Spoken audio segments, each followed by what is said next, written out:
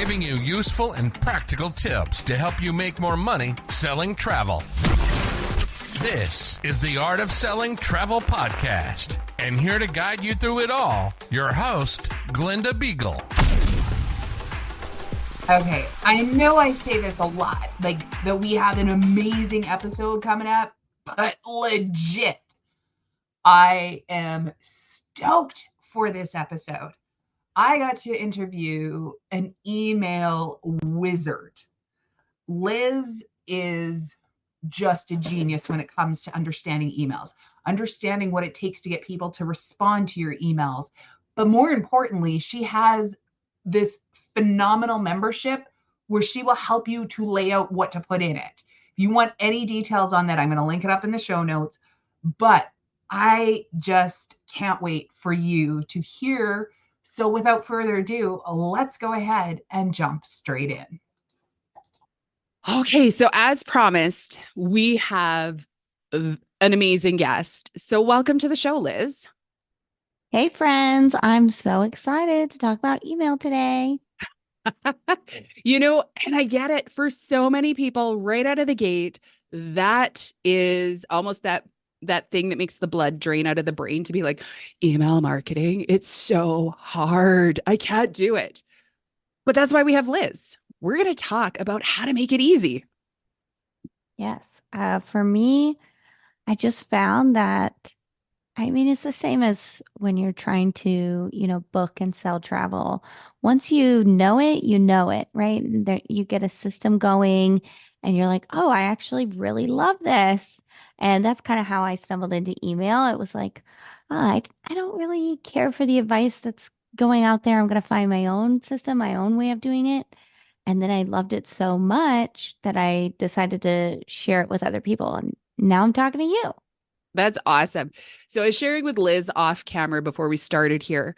I actually, so somebody within my mastermind group, Adrian, had said, you've got to check out Liz's program. It is so amazing. It was like $9 a month and it's so easy. And I'm like, I know how to do emails. It's fine. But I was mid-launch. I had emails to get out and I'm like, forget it. For $9, I'm just going to go in. I'm just going to pull some of her templates and see if I can get it done.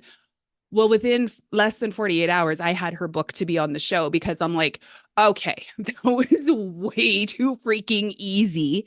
After, if you're spending too much time on doing your emails, you're doing it wrong is what I've really learned. I love that you said that, Glenda, because I always say, like, if it takes you longer than 20 minutes to write a newsletter, yeah, you ain't doing it right. Here's the thing about newsletters in particular, the things that you send to your clients or your potential clients, once a month, every couple weeks, whatever your frequency is like, it is a newsletter. It's not a novel. A lot of times we want to throw everything at them.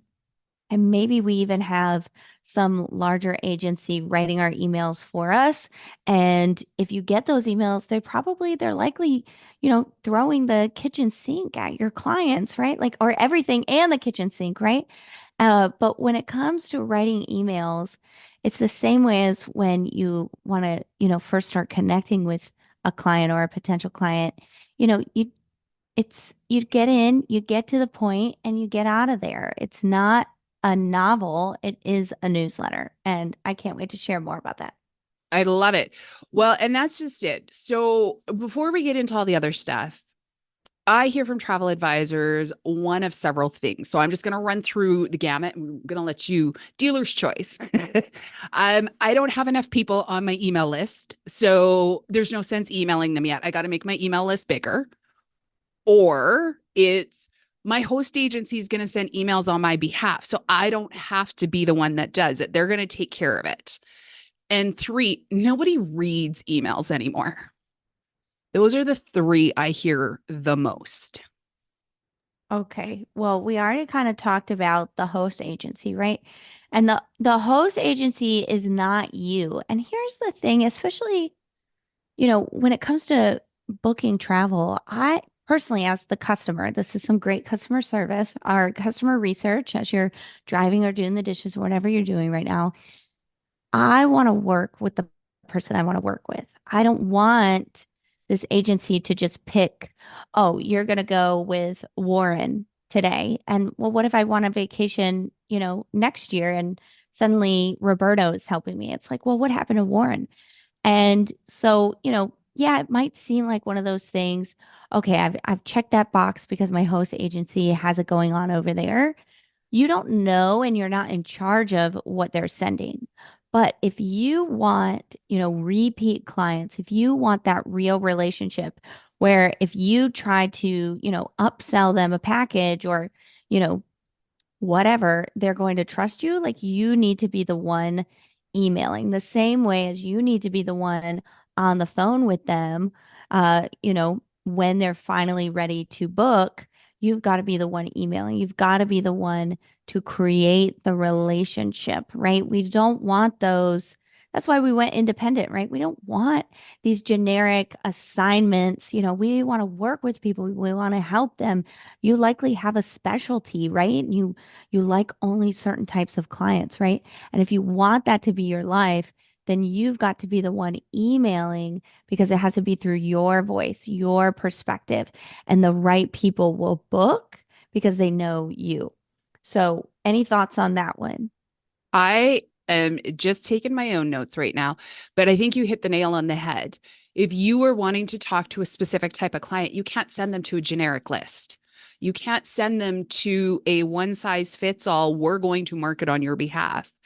Years ago, when I had a brick and mortar agency. It was a national franchised agency in Canada, and they would send emails on my behalf, and I hated it. I tried my best to get clients off of that list because they would send all these 2-for-1 deals, which were just clickbait, which didn't actually exist, which just made the clients mad, not at them, at me. You are Yeah. responsible for that messaging that they're putting out on your behalf. And FYI, just because they have a marketing department doesn't mean it's a good one. Amen to that. So, listen, email works because it's consent based. I opt in to hear from Glenda. You opt in to hear from Liz, right? And when we hand those emails over, let's say, maybe you and we even met organically and you say, hey, give me your email, I'll follow up with you, right? If you give that email to your host agency, maybe I don't even know the name of your host agency. Maybe and then I'm marking it as spam and then the connection is lost. And to Glenda's point, I'm mad at you because, I thought you were going to help me. And now it seems like I'm in this, larger pool where nobody cares about me. And again, remember what I said, like if I'm booking travel, I want to work with the right person. I don't want to work with just anyone. If it didn't matter to me who I worked with, I would just go, to priceline.com. Right. And so I really want to know you. I want to know your expertise. I want to hear things from your perspective. That's why I gave you my email. I didn't give the email to someone else. Yeah, absolutely. I love that. Now, what about the travel advisor who says, but I don't have enough people on my list yet. It's not worth it. Yeah. So, I mean, if you've only got 3 people in your Rolodex, are you not going to call them because it's not enough yet? Because nobody's going to answer the phone? No, it's the same with email marketing. It doesn't matter if you have one person, 100, 1,000, etc. You're just talking to one person. So a lot of people think, oh, email is one to many. And yeah, technically I send one email out to many people. But when you do email properly, when you build that relationship, especially people like us who are working so closely with clients, we want to turn that one to many into one-on-one, right? So I send out this, for lack of a better term, mass email, and we want to get replies, right? It doesn't matter if you've got one person or 1,000. We want to, create engaging content where, you send it out. Glenda says, oh, yeah, I've been meaning to ask that question. Let me hit reply to that, right? And so it doesn't matter how many people are on your email list. Why not get going right now? Well, the other thing is, I would say to that, good news, there's less people to screw up as you're learning. Hey, Because man. I'm sorry to interrupt with my laughter. That's so true. It's like dance like nobody's watching. If you've got a small list, yeah, you can play around with you. I talked about, oh, they want to hear from you, your voice, your perspective. It's like, well, maybe you're still figuring that out. You're not sure what specialty, what type of client, but the more you email, the more solidified you're going to get into, yep, this is the type of travel I, want to book. These are the types of people I want to work with. And yeah, if nobody's there, practice in public, baby. Right? Absolutely. Kind of laugh about that with my podcast because when people are like, I started at the beginning of your show, and I'm like, oh, those were not good. The next one, obviously, is I'm just too busy. Or actually, no, sorry, nobody reads emails. Nobody's reading emails. That's the story on the streets. That's so funny because I know you're listening to this and you probably have opened your email app at least 2, 3 times today, right? Right. We do read emails. Nobody reads emails they don't like, right? It's not that you hate email. It's that you hate emails that you didn't consent to, which brings us back to that first point of don't just give your email addresses away to your host agency because those people didn't consent, right? And so there are certain emails that you always look out for. Maybe it's your credit card bill. Maybe it's Glenda because you don't want to miss a podcast interview, right? There are certain things that you sign up for. Sometimes, we'll go into Pinterest, we'll sign up for a recipe blog. We go into our inbox, we look for those recipes every Friday because that's when we're spent and we just need someone to tell us what to do, right? There are certain emails that you do read. So, I have to debunk that myth. Of course, yes, there are lots more that we don't read. And I think that's where we get the impression, oh, nobody really does email anymore. But when you do email properly, when you make that connection with your potential client, they're going to open the same way you open certain emails in your inbox. I love it. Now, what do you got to do to get people to actually open them? Yeah, great question. A lot of people think to get you to open an email, they've got to perfect the subject line. And yeah, subject lines are important, but it goes back to what we just talked about. There are certain people that you open emails from. And so you have to protect, or I'm sorry, you have to really master the from line, right? If you listen to Glenda's podcast every single week, it doesn't matter what the subject line is. If you see Glenda pop up in the from line, you're going to open it right away, right? If you're just starting out and your host agency is sending you, like a mini course on how to get started, it doesn't matter what the subject line is. If you know it's from your host agency, you're going to open that up and get to work, right? And so mastering that from line is how we really get emails opened. And we do this a few different ways. Number one, you have to welcome people to your email list. Some people call this a nurture sequence, others call it a welcome sequence, onboarding, maybe you've heard of that, but it's basically I give you my email and you send a series, maybe 2, 3, 4 emails that welcome me. Hey, this is what's going to happen. This is where you landed. And, here's my vision for you. Here's where we're going together. And then you have to send consistent newsletters, right? We talked about the newsletter being that, I think for you as, a travel advisor, even once a month is a good place to start.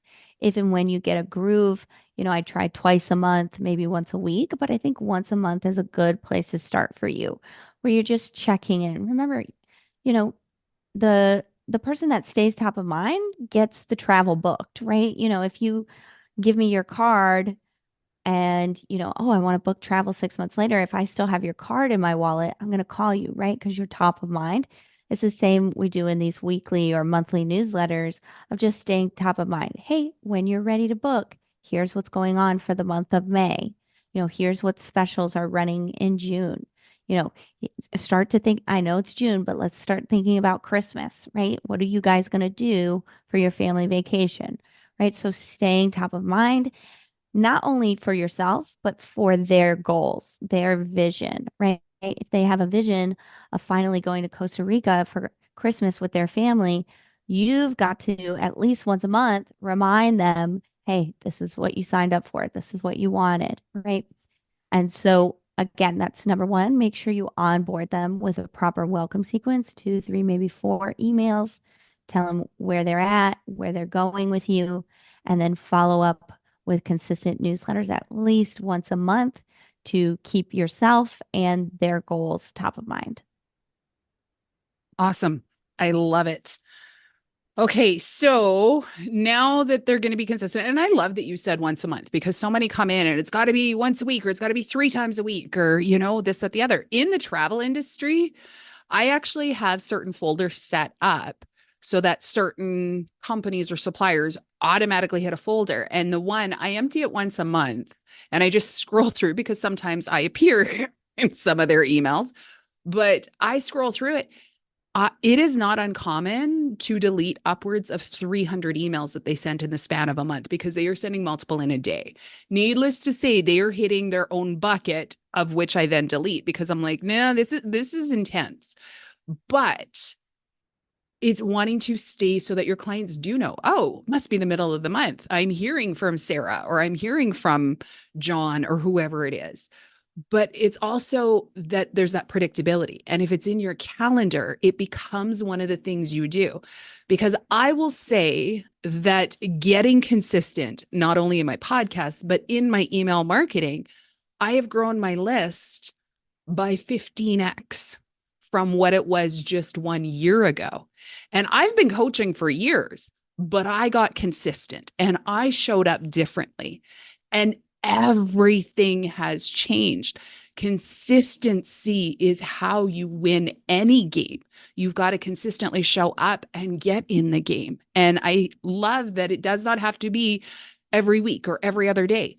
Once a month to start, and then, build it in twice a month.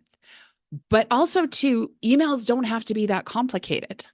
I think that's why I love the membership that you have. Do you want to tell us a little bit about it and what's all in it? Yeah, thanks so much. So within my membership, it's called the email marketing membership. Shout out to SEO, right? And it's just a $9 a month template club, we'll say, where every Monday I send you a weekly newsletter template. Of course, I just told you you don't need, to start with weekly, but you get a backlog, you get an entire library. So especially, as a travel advisor, not everyone is going to be the perfect fit for you, right? But you can go through this log and say, oh, yeah, that's what I need to connect with my clients on. And I actually do have travel advisors, lots of people in different roles in the travel industry inside the membership. But yeah, for $9 a month, you get that template and you can see kind of what Glenda was saying, like what goes inside these emails. You can see how you can vary the content, how you can connect with the client, because that's what I really want for you is to, again, that one to many, turn it into one-on-one. I think I heard it from a guy named Mike Kim. He says it best, it's not about closing the deal. It's about opening up a relationship.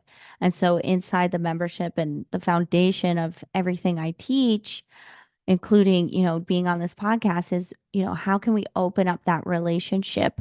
Because especially when you're working with clients, it's really important. I've got to feel really comfortable with you, to book my travel, right? I've got to, especially if I'm one of those, let's say like an anal client, right? And I need this, that, and the other thing. And I need to be able to trust you that not only are you competent, but that you understand me as a client, right? And so the emails, especially inside the membership, are always about opening up that relationship.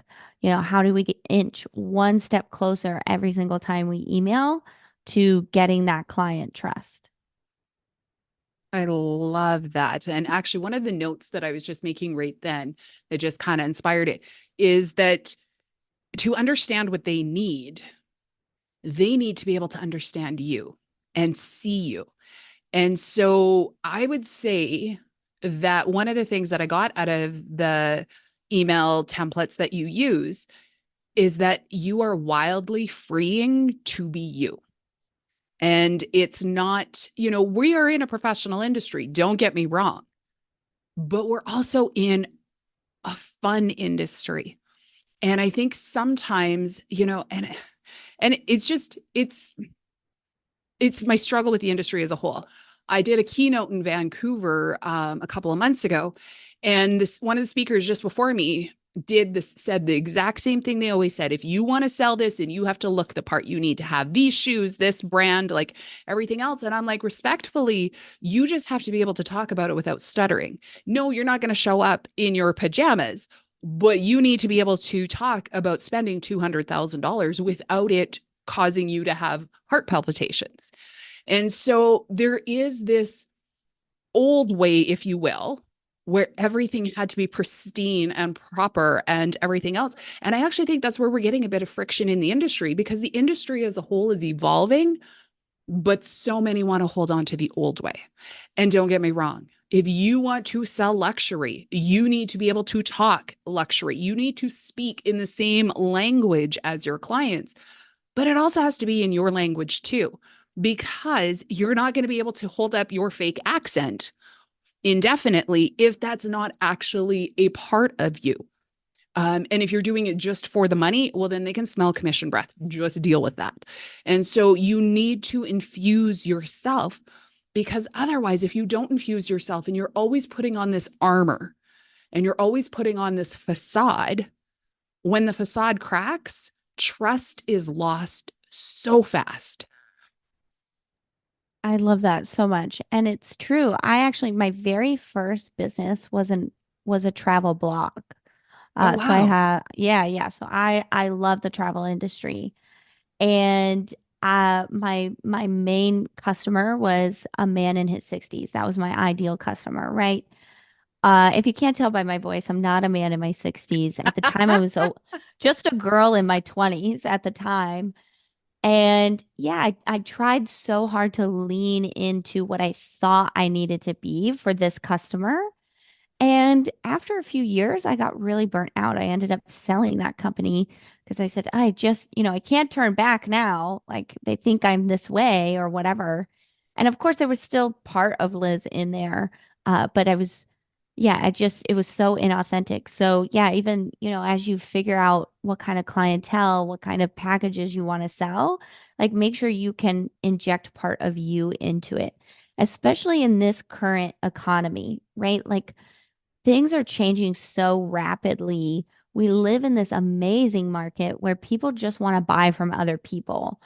Gone are the days where like I'm going to buy from of course, there are still some people like this, but the most premier brand. You've got to, what this person on stage said, if your shoes aren't polished, I'm not buying from you. That's not really the attitude many buyers have nowadays, right? And so even selling luxury, I think it's more of what Glenda said about, can you speak the language, right? It's not about looking the part, it's actually being the part, right? And if that is truly who you are, go for it, right? But even now, like you can't see me. I've got this weird vintage shirt on from the 90s, a backwards cap, Poppy Troll in the background. I always say, like, I'm only semi-pro. And if you need someone has 10 years agency experience, who speaks in jargon, and wants to give you all these complicated processes, like, please, I invite you to go find that person because that's not me, right? Even when I'm in those bigger rooms, when I'm with other agency owners, when I'm on stage, next to somebody who's made millions of dollars, like I'm still just wearing this. And I know that attracts the right people, meaning the people where I can feel comfortable selling. Absolutely. And I would say again for myself, that is where every major shift in my businesses over the years have happened, is when I was unapologetically me. And I also admit in my 40s, it is a heck of a lot easier to be unapologetically myself than it was 20 something with two small children. You just lived in a different world. But in my 40s now, This is what you're getting. Take it, leave it. I don't really care. This is what it is. And this is how I help. And that's where we go from there. And the same should be true for you. And that's got to come through in your emails, because otherwise, for lack of a better term, you're going to slip up once in a while. And if you slip up and they're suddenly like, wait, who's this? That's not who they were talking to before. That's not who they have the relationship with. And it is exhausting. And I love that you talked about the burnout, because we've done several episodes on burnout, because I burnt myself right the freak out a few years ago. And that's when I closed my agency. And you've got to do what's the right thing for you, for your business, and for your family. And that's what's so important. Yeah, amen. I want to give one more example of how you can be professional and yourself at this, like you can still let your personality shine.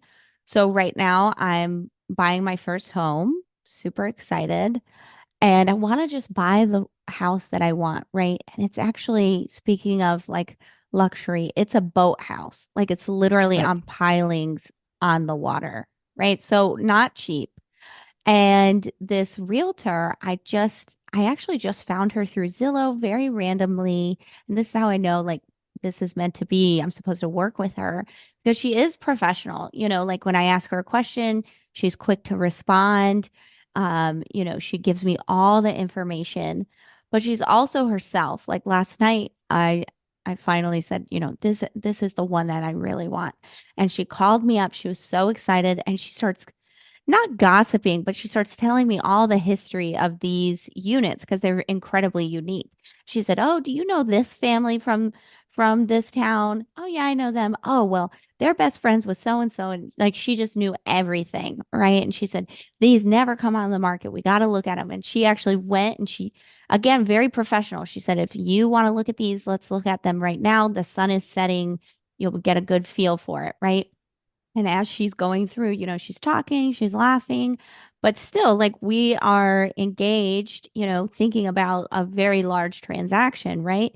And it feels luxury. She felt incredibly professional, but also just herself. I didn't feel like, like Glenda said, there was no commission breath, right? She was clearly incredibly interested in the property, in, getting to see it for me, right? Because we had to FaceTime. I live far away. But yeah, it was just a perfect example of what Glenda said about being yourself. Like she's obviously a talker. She obviously is from the town. She's part of the town's history, but also very professional. She, already knew like what company the flood insurance is under. She knows who owned it. She gave me a little background about where they are and why they're selling it.